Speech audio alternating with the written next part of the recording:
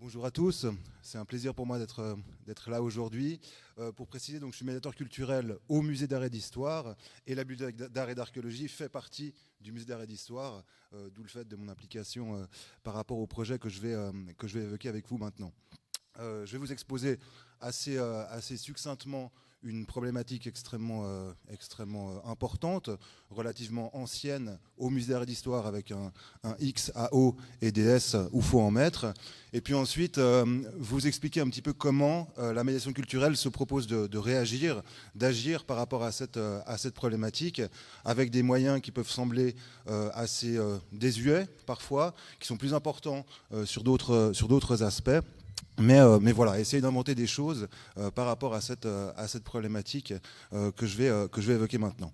Vous connaissez toutes et tous la promenade du Pin 5, où nous abritons la très riche et importante bibliothèque d'art et d'archéologie. Pour la petite histoire, à l'origine du musée en 1910, la bibliothèque était intégrée au bâtiment de Charles Galland, et puis à la fin des années 1920, eh bien, elle a été déplacée dans l'hôtel particulier de la promenade du Pin numéro 5. Ce lieu abrite un autre site des musées d'art et d'histoire, le cabinet d'art graphique, deux étages au-dessus. Les musées d'art et d'histoire, c'est aussi le musée Rat, je ne vais pas m'étendre là-dessus. C'est aussi la maison Tavel. Et enfin, effectivement, le musée d'art et d'histoire lui-même. Pourquoi je présente ces 5 sites? Tout simplement parce qu'il n'est pas rare, quand on voit une exposition au musée Rat, de sortir en disant, en tout cas ça nous arrive assez régulièrement de l'entendre, c'était une très très belle expo, c'est dommage qu'au musée d'art et d'histoire ils ne savent pas en faire des aussi belles. Alors c'est exactement les mêmes équipes qui travaillent dessus.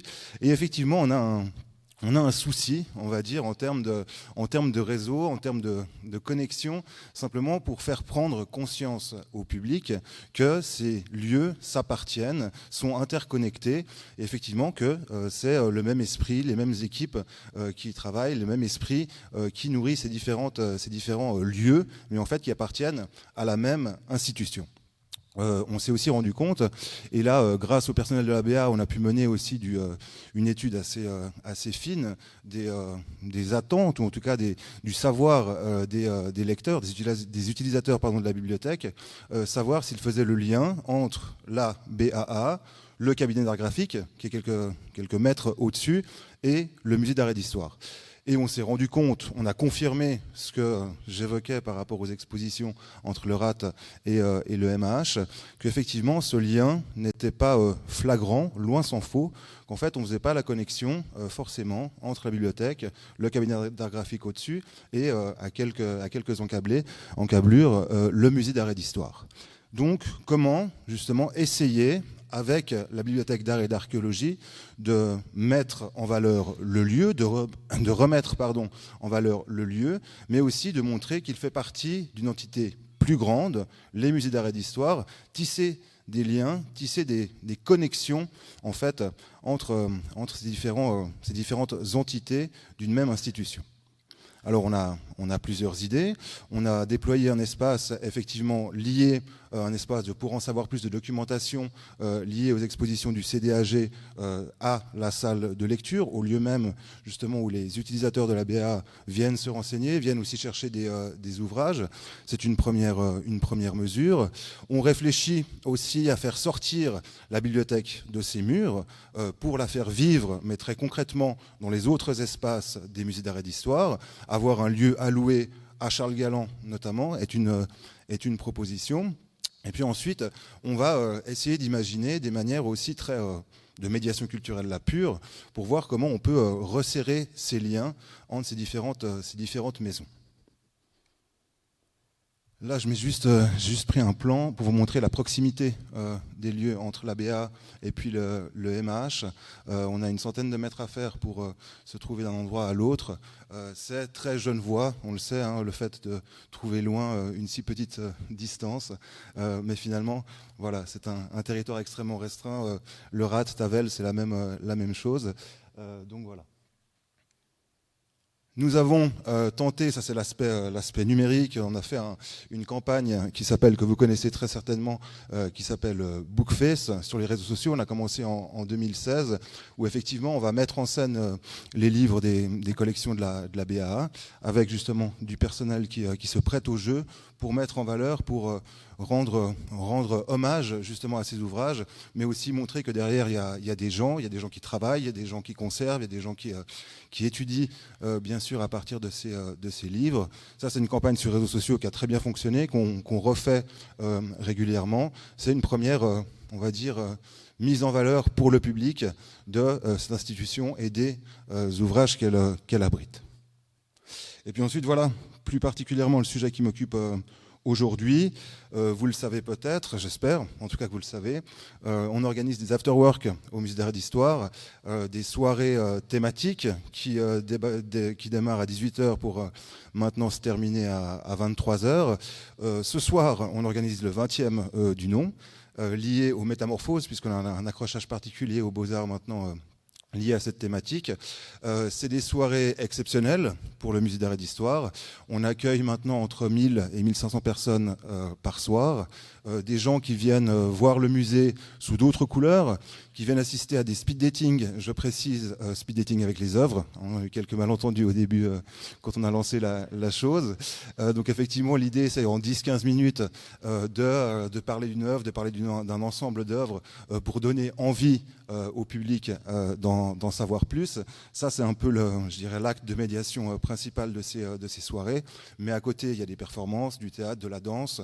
Il y a aussi la salle des armures qui est transformée en lounge avec un DJ, avec un bar. On essaie de donner une autre couleur, un autre aspect au Musée d'Art et d'Histoire et ça fonctionne très bien. Je vous dis, c'est le 20e qu'on organise et maintenant on a une fréquentation tout à fait régulière.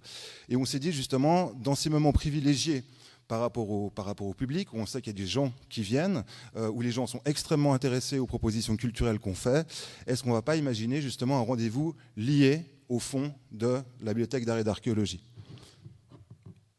Je vous montre quelques exemples. Ici, en l'occurrence, c'était la cour qui était mise en lumière avec une sorte de lanterne magique géante pour un afterwork lumière, en lien avec le Mapping Festival. Donc on essaie aussi beaucoup de tisser des liens, de les entretenir, de les enrichir avec les festivals de la cité, chaque fois avec du sens par rapport aux thématiques et par rapport aux collections qu'on abrite. Et justement, ici, je vous montre en avant-première le programme de ce soir. Personne ne l'a encore vu, vous êtes vraiment les premiers. Le programme détaillé. Et vous voyez, 4e colonne, speed booking. Donc, à l'image du speed dating, où en fait, je vous le disais, on présente rapidement une œuvre, un artiste, un ensemble d'œuvres, on va justement, on a travaillé avec les gens de la BAA, pour sélectionner des ouvrages qui sont en lien avec notre thématique, les métamorphoses. Et puis justement, lors d'un speed booking, un rendez-vous qui durera 10-15 minutes, on va prendre nos marques ce soir, présenter ces ouvrages, présenter aussi la bibliothèque d'art et d'archéologie, montrer les liens intrinsèques qui existent entre les deux maisons, qui n'en font qu'une finalement. Et comme ça, essayer d'attirer les gens. On le voit en tout cas avec les afterworks, ça fonctionne. Les gens viennent une fois, voient le musée éclairé de mille feux, reviennent ensuite. Donc là, l'idée, c'est aussi de montrer justement ces ouvrages pour qu'ensuite les gens s'y intéressent, s'intéressent à la BAA, fréquentent aussi le lieu comme des visiteurs, ensuite comme des usagers. Mais voilà, faire connaître et mettre en avant la bibliothèque d'art et d'archéologie et les livres qu'elle abrite. Donc voilà, je ne peux pas vous en dire beaucoup plus parce que finalement, c'est ce soir que ça se passe. Donc en tout cas, vous êtes cordialement invités à nous rejoindre à partir de 18h au MH. Voilà, je vous remercie.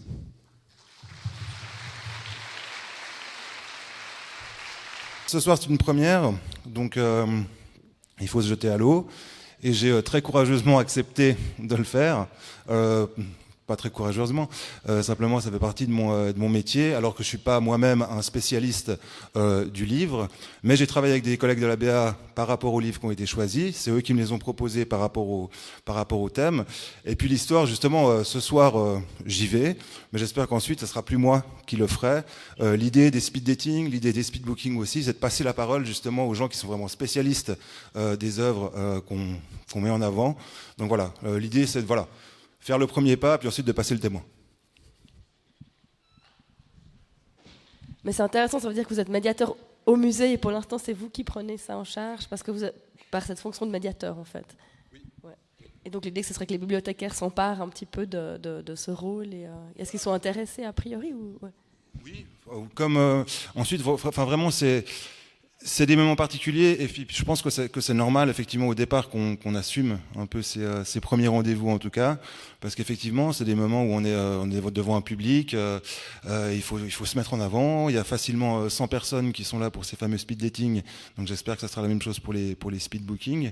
On n'est pas tous à l'aise devant du public forcément, là tout à l'heure sous les spots moi non plus finalement, hein, même en le faisant tous les jours. Donc voilà.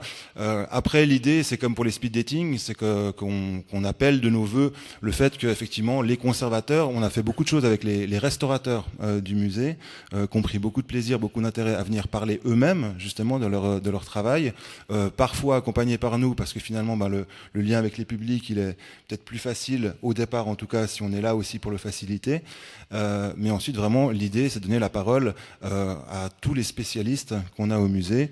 Nous on fait le trait d'union. Merci. Ouais, c'est ce que disait Kevin Racine aussi, sortir de sa zone de confort, mais qui n'est pas forcément évident au début. On va dire. Est-ce que quelqu'un d'autre... J'aurais envie de réagir aussi sur la question, enfin, de rebondir sur ce que disait Marie Monra sur la question de la formation. Enfin, ça rejoint... effectivement, ça ne s'improvise pas. Et puis, elle disait hier soir qu'elle était...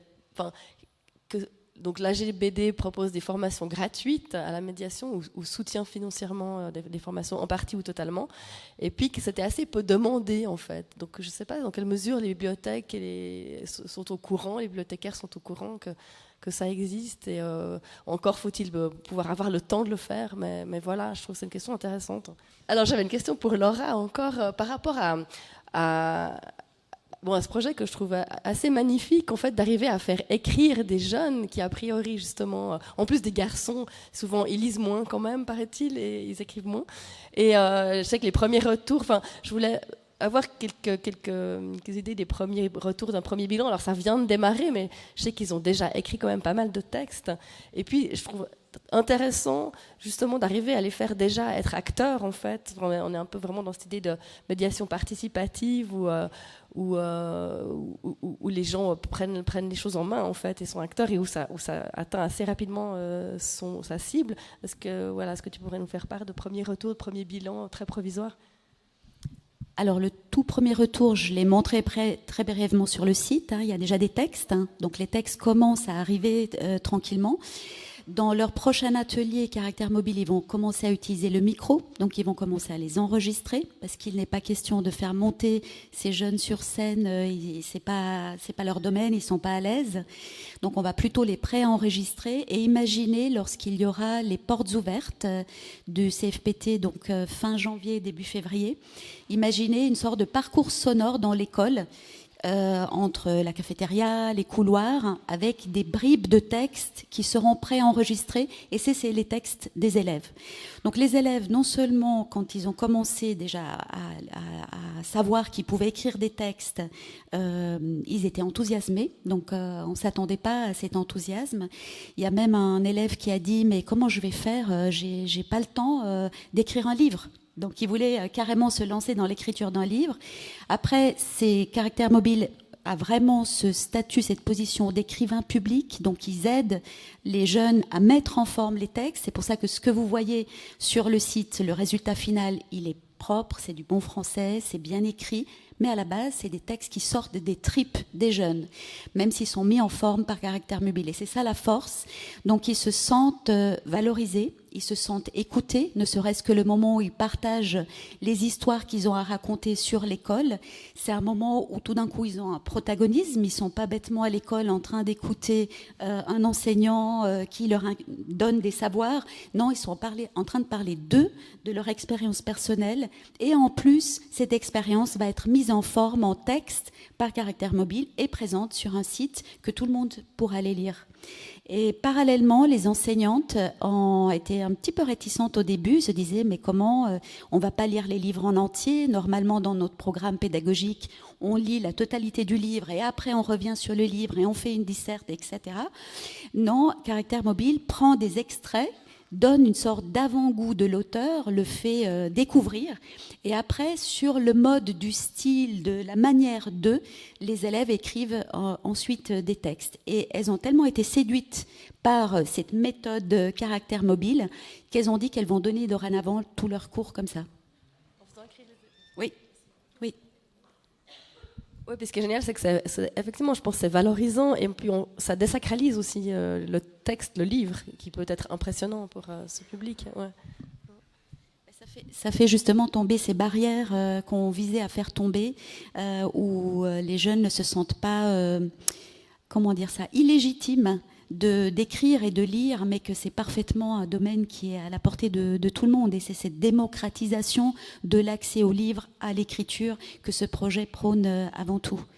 Et peut-être un petit scoop, si je peux me permettre. Donc, il y aura, on va observer, on va aller la prochaine fois, au mois de décembre, on va observer comment se passent ces cours.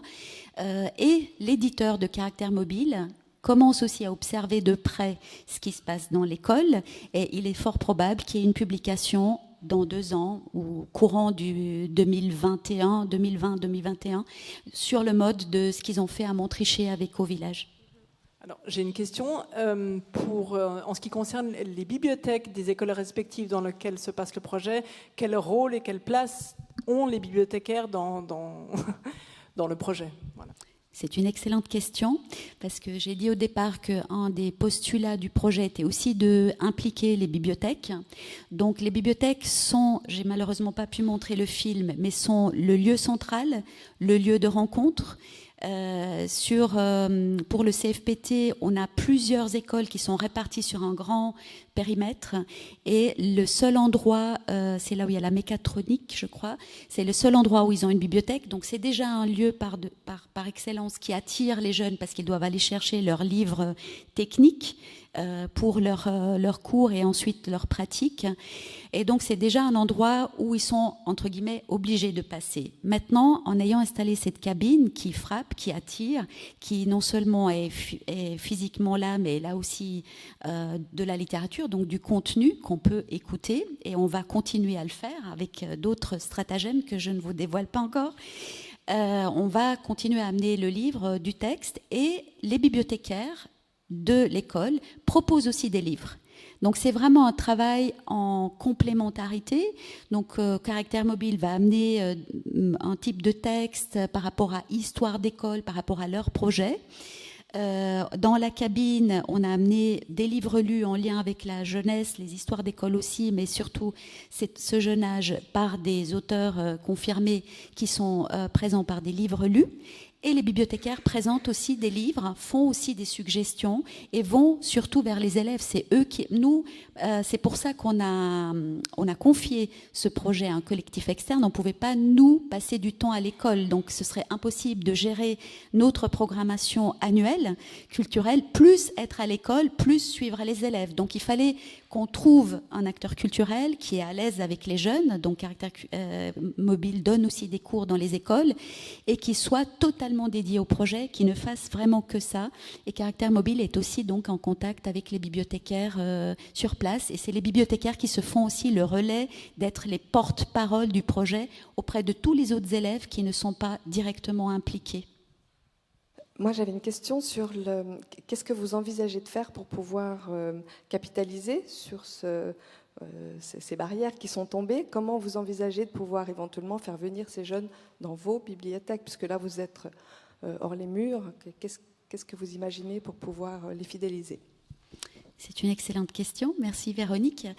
On va capitaliser une première fois, parce que dans le programme qu'on a proposé aux élèves sur toute l'année, il y a un moment donné où ils vont venir en bibliothèque. Donc c'est ma collègue Marjorie Schor qui va les accueillir. Ce sera au courant du mois de janvier pour découvrir la collection de la Cité. Donc découvrir une autre bibliothèque différente que celle qu'ils ont à l'école. Après, le projet, il a une durée de vie jusqu'à fin mai, jusqu'à juin, je dirais, où on a le résultat final qui est présenté sous la forme d'une performance. Je ne sais pas encore la forme que cela va prendre, parce que ça dépend vraiment de ce que les élèves vont amener, suggérer et faire. Peut-être que c'est sonore, peut-être que c'est une balade. Donc, à ce jour, on ne sait pas encore comment ça va être exactement. C'est le côté expérimental du projet. Après, le projet s'arrête. Bon, nous, on a eu cet argent pour financer toute l'année, toute l'évolution, pour créer aussi ce site internet sur des fonds externes aux fonds qui sont alloués aux bibliothèques municipales à l'année. Donc, tout a été payé avec cette subvention de l'OFC. Maintenant, l'OFC souhaitait avoir un projet éventuellement reconductible, d'où leur intérêt d'avoir un bilan régulier. Alors, si ce projet est reconductible dans une autre ville ou un autre canton, il faudra que l'OFC soutienne de nouveau la démarche dans un autre canton. Et là, on pourra, nous, peut-être donner notre expertise, notre retour sur l'expérience. Pardon Laura, excuse, pour rebondir juste sur la question, tu n'as pas tout à fait répondu à la question, comment fidéliser après, comment faire que ces jeunes viennent dans les bibliothèques, si c'était bien ça. Si, alors j'ai répondu en partie. On va faire un premier ballon d'essai, même 2 ballons d'essai, avec d'abord une visite de la cité. Donc Marjorie accueille régulièrement des jeunes. Le groupe ado le fait depuis des années. Donc elles ont l'habitude de côtoyer ce public. Ils vont faire une découverte déjà de la bibliothèque de la cité. Si les jeunes, et ce n'est pas une obligation, vous le savez aussi, souhaitent, ils peuvent s'inscrire à la bibliothèque, revenir. Là, c'est un lien de fidélisation après à tisser avec la bibliothèque. On va les réinviter en fin d'année. Ça va être fin mai, début juin, pour la performance, donc pour qu'ils voient ce que ça a donné et pour qu'ils découvrent la bibliothèque une deuxième fois. Mais nous, c'est un projet hors mur, ponctuel, donc on ne pourra pas s'investir encore plusieurs années là-dessus au niveau de l'école. Après, si le projet a pris au niveau de l'école, là ce sera la directrice adjointe qui porte le projet, les enseignants qui pourront éventuellement renouveler l'expérience sous une autre forme, avec leurs moyens, mais ce ne sera plus nous. Nous, on a donné une étincelle et puis après, on se retire.